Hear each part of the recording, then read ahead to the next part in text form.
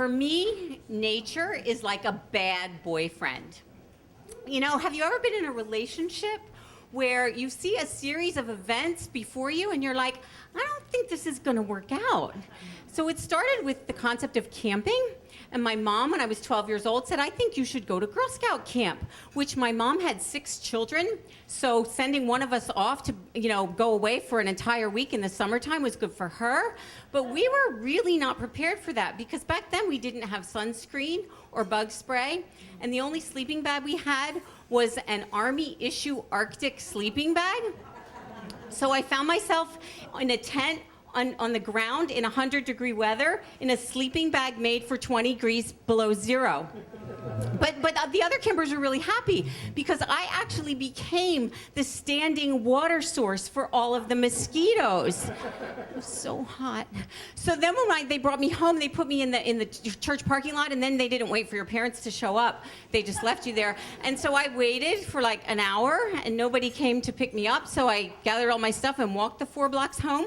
And I walked in the door, and my 5 brothers and sisters looked at me, and they saw that I was burnt to a crisp and bitten to death. And they were like, and my mom and my grandmother said, oh, you're back from camp. Did you have a good time? And I'm like, no. And so that was good because I didn't have to go back.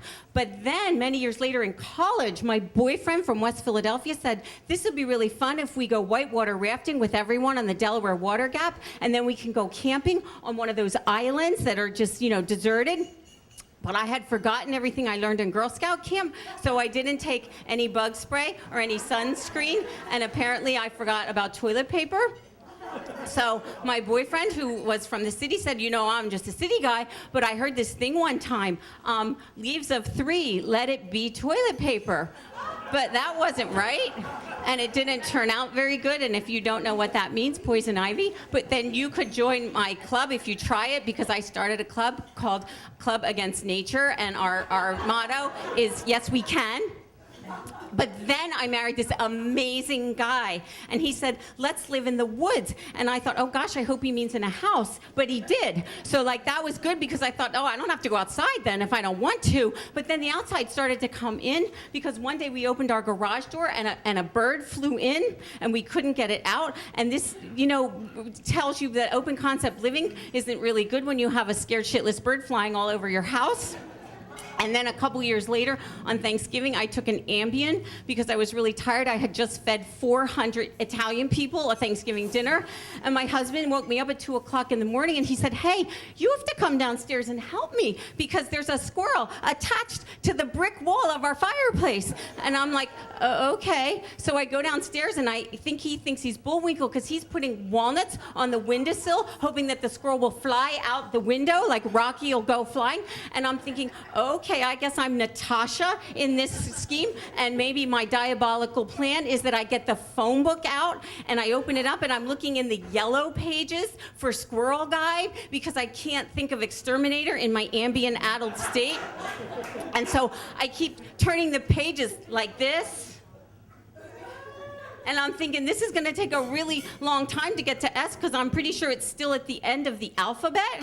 But miraculously, Rocky actually does fly out the window, and that's good. But then, the next year at Thanksgiving, 10 wild turkeys come out of the woods and surround my car, and they won't leave, and they just won't leave. And I'm beeping my horn, and I'm starting to move, and they won't leave. And I'm thinking, oh my God, they're like the Walking Dead of wild turkeys, and they know that I feed a lot of people at Thanksgiving, and they're really mad at me. But then I decide, okay, maybe I'll just hit one. But then I don't know if wild turkeys taste as good as Butterball, so I decide I'm not going to do that. And then my dog dies, which really isn't the fault of nature because he died of natural causes, but I thought the word is kind of the same, so I could blame them. But the truth of the matter is because my dog died, all of a sudden all these critters come out of the woods, and it's like the bunnies and the raccoons and the deer, and they start to eat my plants. And I plant 300 impatient plants all around my house every year because it makes it really pretty, and they eat everything to the absolute core. And I'm like, okay, nature, I am done with you.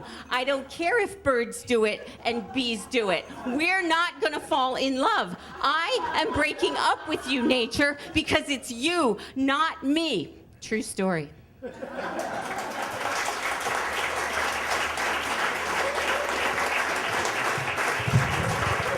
Cathy, everybody.